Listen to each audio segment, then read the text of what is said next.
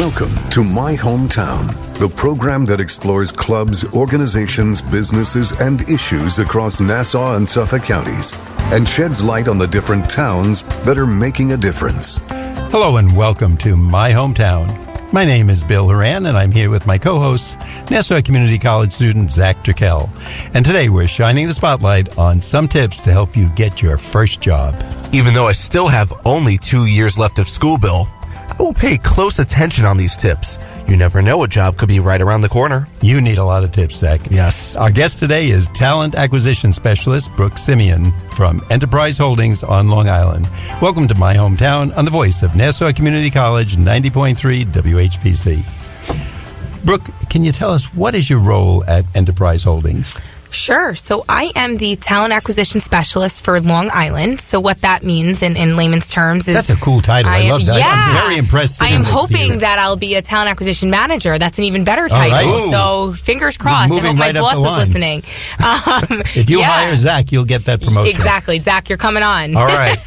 But essentially, so I am in charge of all the recruiting for Long Island. So every position that needs to be filled, I essentially do that. I filter them through to our area managers for final interviews.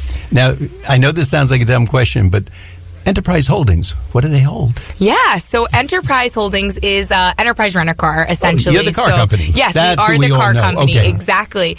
So a few years ago, we actually had bought out National and Alamo as well. So we now are Enterprise Holdings as they fall under our umbrella as well. So you'll start seeing more of Enterprise Holdings logos versus Enterprise Rent-A-Car. And that makes a lot of sense, of course. And we all know that those big car companies and Enterprise, we know that name. Absolutely. Certainly. But when you always say holdings, there's always that question, what are they holding? What's on there? We hold cars. You hold cars, okay. They hold them in these very large hands, Bill. Yes. That's where they hold them. Brooke, how many Enterprise branches are located on Long Island? Sure. So we have about 40 that I recruit for. Okay. Wow. Yeah, That's a lot. It's a lot. I'm busy. And it was like in one section? Are they spread out like the McDonald's? They're spread out. So, yeah, I essentially recruit all the way from Southampton to just before Queens. Wow, that's... Yeah, it's very Everybody big comes territory. to you. We better Everyone be nice comes to you. me. Yeah. Oh, true. I'm the you first get a lot of face Christmas they see. presents and everything, and everybody knows your birthdays. The cards come in. Exactly. Now, Brooke, just for most of us, and I guess especially here on a college where you're getting a lot of students, a lot of people coming out, deciding 2 years of school, 4 years, we hear about a cover letter and a resume. So can you talk to us about that?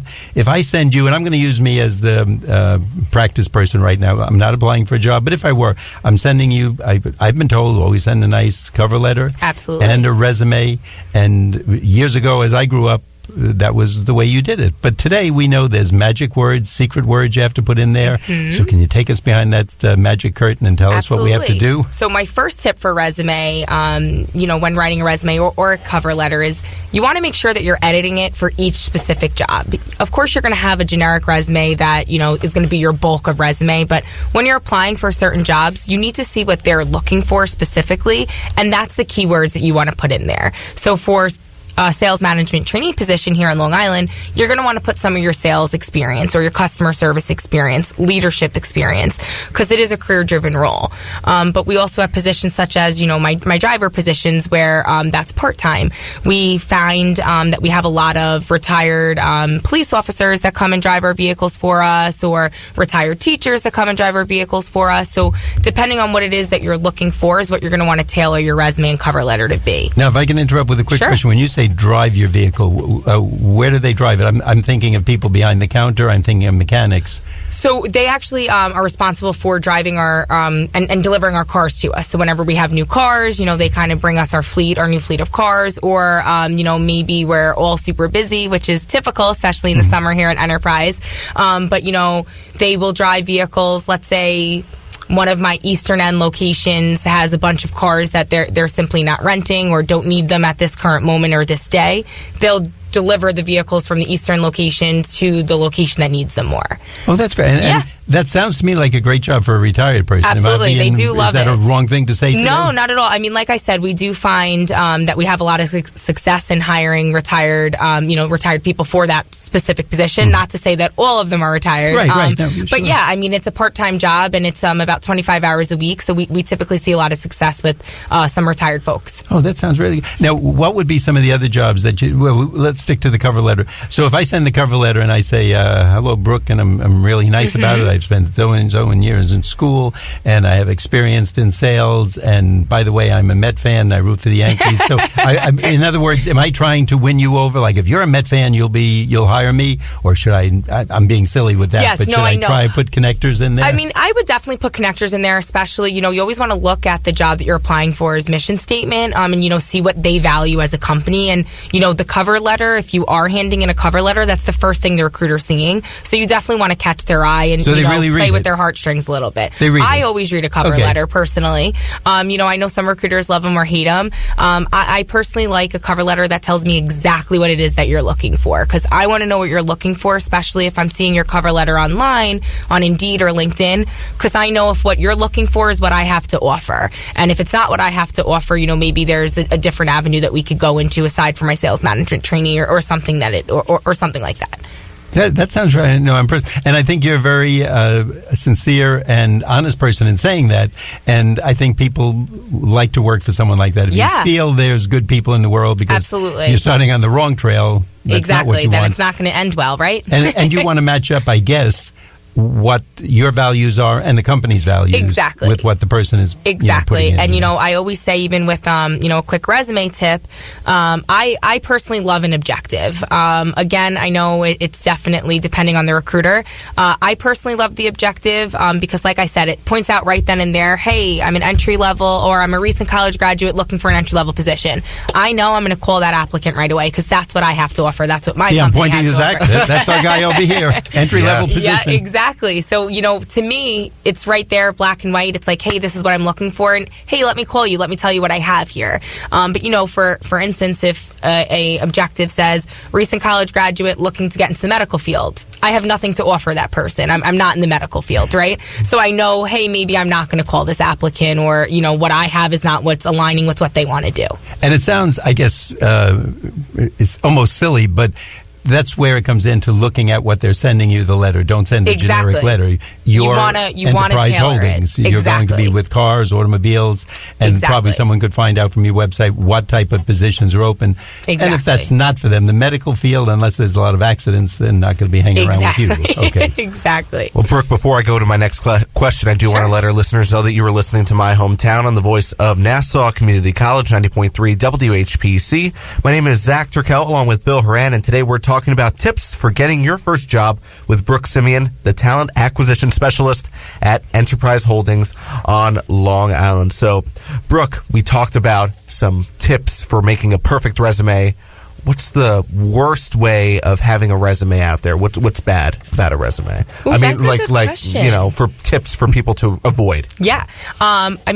First and foremost, I personally always cringe when I see a resume isn't updated. If I see that the last thing that you worked or the last date that you worked is 2016, but then you're coming in to meet me for an interview and you're telling me about all of these jobs that you've done since 2016 because now it's 2019, why aren't they on your resume? I want to see that experience. That experience might really help you or help me filter out if you're great for this job or if you're a good fit. Or if this job's a good fit for you, if it's something that you've done in the past that you've enjoyed. So, not updating your resume is something that I think really just puts yourself at a disadvantage because there could be something great on that resume that you're just, you didn't update your resume or hand me your updated resume. This is going to sound super silly, but a lot of people really forget to do it. Resume paper.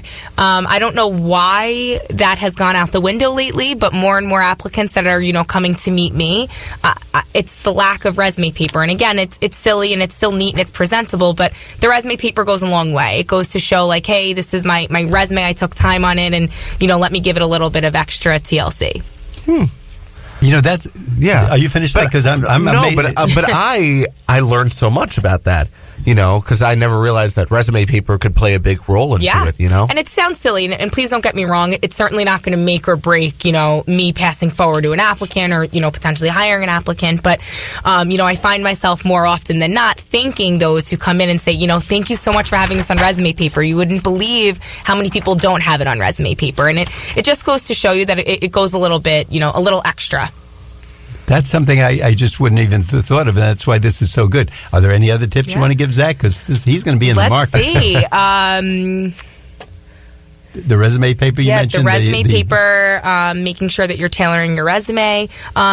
Aside from that, like I said, I would definitely go in with their mission statement. That's something that I think a lot of companies look for. I personally love when someone recites my mission statement because it goes to show you that, you looked at my job description, you looked at, what we're here for, what we do. And if you could tailor that into your objective, I think that that's a win.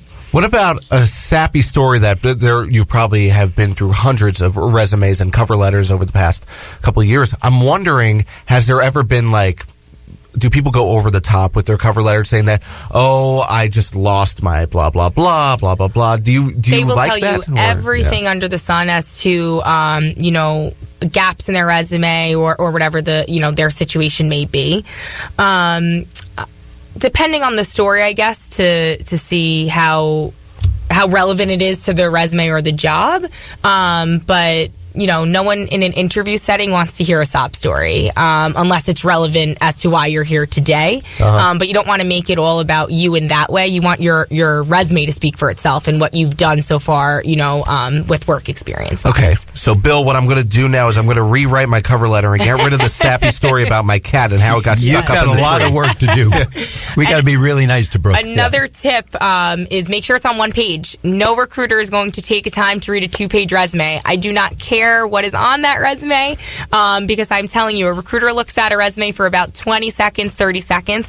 Of course, until then you're brought into an interview, and then of course they look at it longer. But no one likes a 2-page resume. You want to make sure that you're putting cohesive and consolidating all of your experience onto one page. That means you take out that section about the chicken finger eating contest, all that stuff. Well, it's worthy. I have you're to take a champion. Out a third of everything. It's probably not helping Enterprise Cars here. So. All right.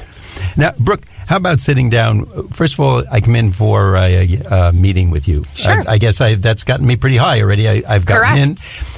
Common questions and maybe do's and don'ts. I come in, my way of doing things would be jacket and tie. Okay. Right away, that might sign me up as an old fogey, but I love that. Okay, I love that. Okay. We are a business professional at Enterprise. Not that an applicant would automatically know that unless they spend some time in, one of our branches or whatever the case may be. But I always say you dress for the position you want, not the position you have, and especially with an interview. That really is a good... Say that again, please, because I think to all our audience that's so good. You dress for the position you want, not the position that you have. And furthermore, with an interview, I personally feel it's always best to be overdressed than underdressed. And depending on the company or depending on the position that you're applying for, the recruiter might say, hey, listen, thank you so much for wearing your suit and tie today, or, for girls, your suit today. Really appreciate it. Just know moving forward with the interview process, or if you were to be hired, the dress is business casual, or you're applying for one of my driving positions, you're able to wear jeans and a t-shirt, So they might go ahead and talk to you about that. But for the interview process, I always think you always want to be overdressed and underdressed. Dress for the position you want. That's the line we have to remember, because everybody wants to be the manager, the boss, the leader, the CEO, commander-in-chief, whatever it is of the office. You got to look like it. And you have to look the role, and I guess it never hurts, and you tell me if I'm wrong, to dress that level up just to impress, and you can always dress down. I completely agree. I completely agree. It's funny, as a management trainee, which now I'm dating myself, I think I started Enterprise just shy of 5 years, actually. I'm coming up on my 5th year this month. And everyone always used to make fun of me. They're like, Brooke, you're always wearing heels every day. When you're a management trainee, you're outside running around, you're helping customers, especially on a hot day in July. And I was like, yeah, I love to dress up. And, it's funny because it was an easy transition for when I came into this role that I didn't really have to get a whole new wardrobe. It was kind of like, hey, here I am. Now all my fancy suits make sense. Brooke, we have so many more questions for you. In fact, I'm not even watching the time as it's going because what you're telling us is so interesting. But at this point in the show, we have to take a brief break. My name is Bill Horan. I'm here with Zac Turkel. And today we're talking about tips for getting your first job with Brooke Simeone. She's the Talent Acquisition Specialist at Enterprise Holdings on Long Island. You're listening to My Hometown on the voice of Nassau Community College, 90.3 WHPC. Listen, as a hiring manager, I've got to tell you, the best job candidate isn't always the typical candidate. Sometimes they're a grad of life. Meet the grads of life. Young adults of unique determination and experience. An ideal fit for your company in an entry-level position, internship, or mentorship. They might not have every qualification you typically look for, but they're exactly who your company needs. Sometimes the best candidates aren't the ones you're used to. Go to gradsoflife.org to learn how to find, cultivate, and train this great pool of untapped talent. Brought to you by the Ad Council and gradsoflife.org. My Hometown is made possible by Herald Community Newspapers. For more local news, visit liherald.com. Got a story to tell? Call 516-569-4000. And now we return to My Hometown. Thanks for being with us today here on the voice of Nassau Community College, 90.3 WHPC. I'm Bill Horan. I'm here with Zac Turkel, and today we're talking about tips for getting your first job with Brooke Simeone. She's the Talent Acquisition Specialist at Enterprise Holdings on Long Island. Zac, I think you had a question. I definitely do. Brooke, do you have any tips for any introverted people that are going towards an interview? Because there are some people that are just not talkative and are kind of a little nervous about talking in front of people. What do you suggest for those types of people? Absolutely. And I do think it's very normal for you to be nervous during an interview, right? Of course, you really want this job. Otherwise, why are you sitting in the chair with the recruiter? I think some tips. A mentor once told me back when I was in school and I was preparing to, kind of start my interview process and with different companies. And they said, hey, Brooke, make sure that you're practicing in the mirror. I looked at them like they had three heads. I'm like, I'm going to practice in the mirror. Like, no. And, it's something that I really was resilient to. And then once I've started doing that, now I will tell you, even for my internal promotions, that's something that I do. You want to make sure that you're getting a good visual of yourself in regards to how you're speaking. Are you talking with your hands too much? As I'm sure you both could see that I am a hand talker, right? So when I'm looking in the mirror, I always make sure that I'm holding my hands if, I'm in an interview style setting. So I think with the introverts, it's really important to know that the recruiter wants you to get the job just as much as you want to get the job, right? They're hoping that, the interview that they're sitting in front of is going to result in a hire for them. It's going to result in an addition to their team. So I think it's important to relax your nerves a little bit and really let them see the real you. If you are a more quiet person or a more shy person, that's okay. Everyone's different. But I think it's really important that you kind of break down those barriers a little bit and, have at least, a little bit of your outgoing personality shine through, because that could make or break an interview. If you're too nervous, your nerves might win the interview. And, none of us like to see that. Not the applicant, not the recruiter. Brooke, if someone's hearing this, and we hope a lot of people are hearing it, they say, gee, I never thought of Enterprise Holdings for a job. Brooke sounds really nice. Yeah. How did they get in touch with you? Where are you? Sure. So I am located in Ronkonkoma. You could get in touch with me. My direct line, my phone number is 631-737-9100, extension 225. But you also could go ahead and go on www.go.enterprise.com. If you go to the careers tab on that website, you'll be able to punch in your where you reside, and it will show up all the closest locations to you. And then for the Long Island recruiter, you'll actually see a picture of me. Now, that leads right into another question we have here. There's a lot of colleges here on Long Island. Yes. Can you state with us some tips that if you're looking for someone, what additions do they have that they can put in? I mean, the benefits that you've seen for certain colleges, for graduates that they have here, whether it's just the growth process, what they've learned. What do you look at Long Island colleges? What I look for at Long Island colleges? Yes, so I actually deal with a lot of Long Island colleges here, which is super exciting, where I do things from resume reviews to mock interviews to career fairs. So I'm always on campus. And what I personally like is when people, kind of come up to me and they're asking me about the job and hey, any internship availability or any part-time work, any seasonal work, to kind of get your foot in the door. I don't necessarily know if there's anything specific per college that we look for.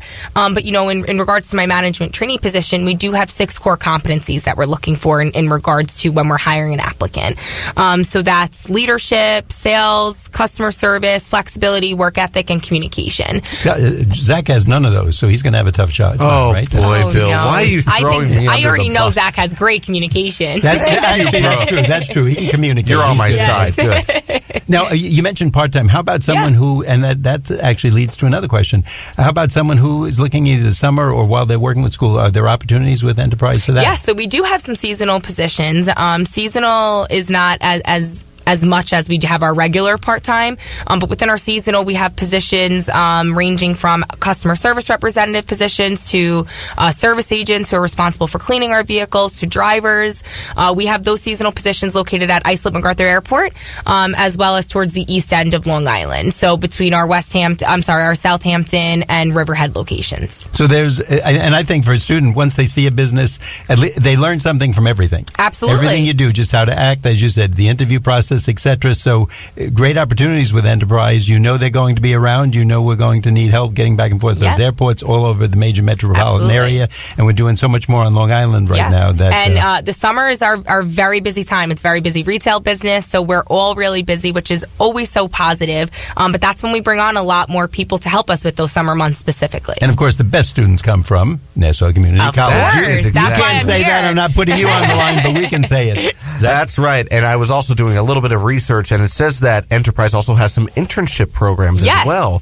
So, Brooke, tell us about that. Sure. So we actually do have a few internship positions left as well. Most internships have already been filled at this point. We do offer a summer internship, so ranges from June to about August. The internship is super exciting for a few reasons. One, it's paid, so who doesn't like a paid internship, right? But two, it really teaches you real life work experience. So the best part about our internship and what separates our internship from other internships is that, you're not getting coffee, you're not filing. You are in the trenches every day with my management trainees, with my managers, with my assistant managers, getting real life work experience and really learning how to run a business. The main difference between my entry level position, my management trainee position, and my internship really is the hours. And with hours, there also comes a little less responsibility because you're there a little less time. But that's what's great is that then we also offer you a chance to interview at the end of the internship for a full-time position. So you go into your senior year knowing if you have a job lined up on the table, which is super exciting. And I will say, Zach is very good at getting coffee. That, and sometimes even donuts, too. He goes above and beyond. So, see, I do say he forgot my coffee today. That's true. Well, I don't really know how to work the coffee machine, but I'll learn. You call the Uber man. He brings them over. Yes. Well, anyways, you're listening to My Hometown on the voice of Nassau Community College, 90.3 WHPC. My name is Zac Turkel, along with Bill Horan. And today we're talking about tips for getting your first job with Brooke Simeone, who is the Talent Acquisition Specialist at Enterprise Holdings on Long Island. Brooke, sometimes I read, and I guess it's, in that odd stories in the paper, they get some really talent acquisition specialists and like, what's the worst candidate you've ever seen? Someone comes in and while they're talking to you, they're eating part of your lunch or something. Yes. Do you have a few stories you could tell us? And the way you're grinning, it looks like you do have a few of them. Yes. I have had people come in with sweatpants for an interview, which is just not a good thing. Mind-boggling to me. Okay. I understand. I'm looking at Zach now. Okay. Won't say We're anything. on radio, Bill. Yes, we are. I understand, coming in with jeans. Not that I recommend that at all. Like I had mentioned earlier, I do think that you always want to overdress for an interview. But, sweatpants is definitely a no. I've had people come in and they're like chewing on gum and it's so distracting because they're like blowing bubbles with their gum and they're sitting in for an interview and I'm like, oh my gosh, what's going on?